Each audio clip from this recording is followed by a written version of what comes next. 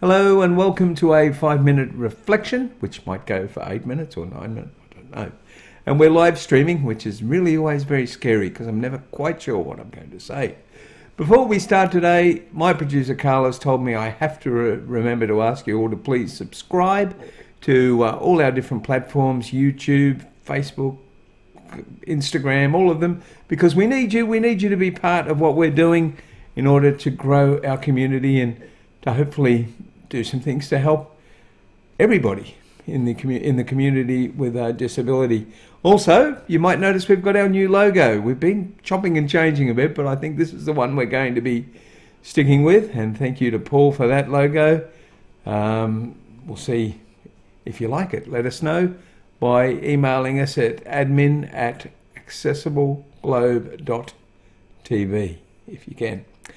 Today's 5-minute reflection is on a word that you're not supposed to use anymore. It's called normal, and it's called my new normal. So I'm going to trust you all to interpret normal in the way that I mean it. And I'm going to be talking specifically about how it's affected me and other people, hopefully, with the NDIS, the National Disability Insurance Scheme in Australia. When I first was accepted as a participant in the National Disability Insurance Scheme, I was told that the aim of the scheme was to give people with disabilities a normal life, however you interpret that. And I thought, well, that sounds good and terrific. And my initial reaction to being part of the NDIS was very grateful and very pleased to be a part of it. I still am grateful and I am still pleased.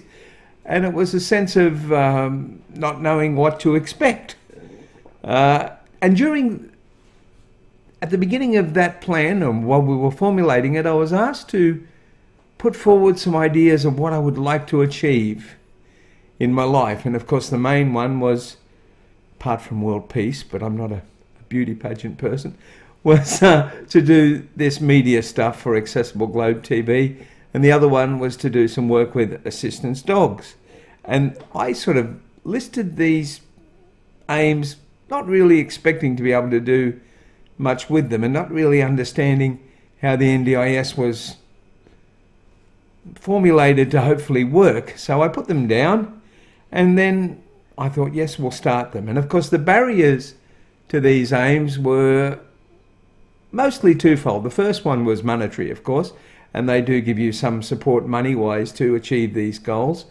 But also, and perhaps more importantly, was the fact that you didn't have the ability, or for me, I didn't have the ability to do these things on my own. So I needed some assistance. I needed some people that might come and help with the training of the dogs or the washing of the dogs or filming my TV or carting some things around to set up for interviews, all sorts of things. And thanks to the NDIS program, I now can get some assistance for that. And that makes the fulfillment of these aims a lot more possible.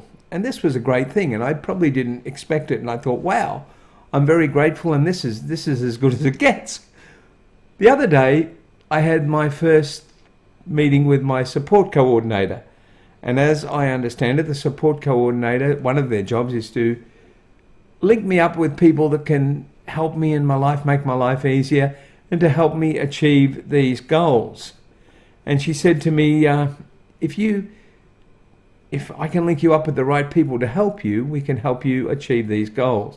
Now, I'm trying not to waffle on too much, but get across that I didn't really understand what a difference this could make. So I thought, well, it would help me achieve these goals, but I was feeling a fair amount of guilt at spending the funding on these things. I was feeling uneasy about employing someone to help me or employing someone to help with the dogs or even setting up the studios and all that sort of thing. I just was really struggling with that. And my support coordinator said, well, this is what it is to live a normal existence. And she said, I'm looking at my notes here, she said, to achieve these goals as anyone else would, you need this assistance. She said, this is normal as such.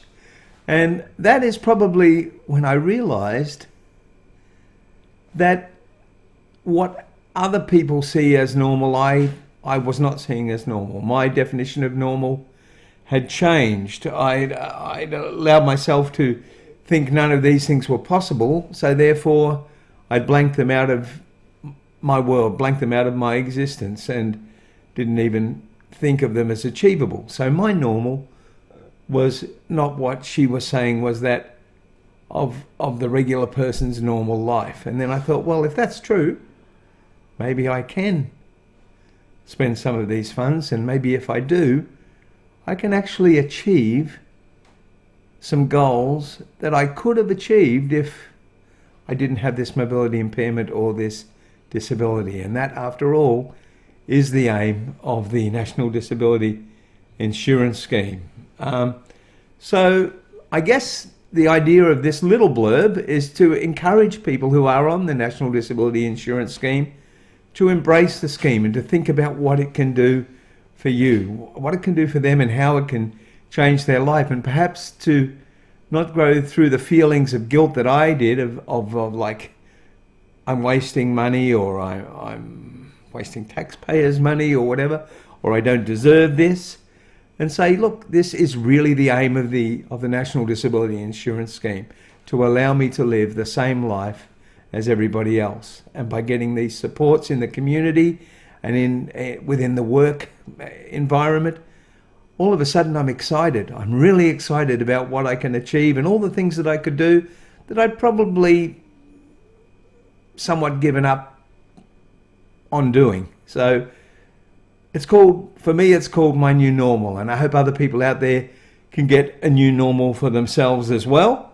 As I said, don't forget to subscribe to our channel. Don't hit the big one yet, Carl. I'm not finished, because he's fast on those buttons. During this week, we're going to do 3 other programs. We're going to look at some of the roles, because I think the roles of people in the National Disability Insurance Scheme are somewhat fuzzy sometimes. The definition of them is a bit fuzzy. We'll be talking to an LAC, a local area coordinator, and we'll be asking how they see their role, what their role is.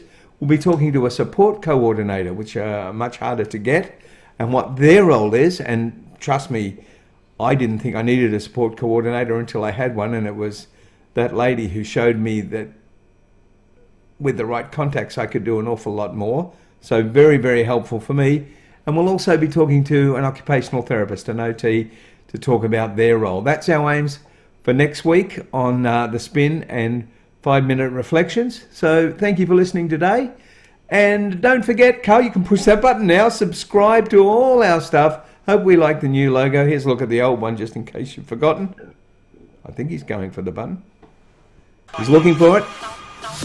There it is. Thank you very much. See you next week on The Spin.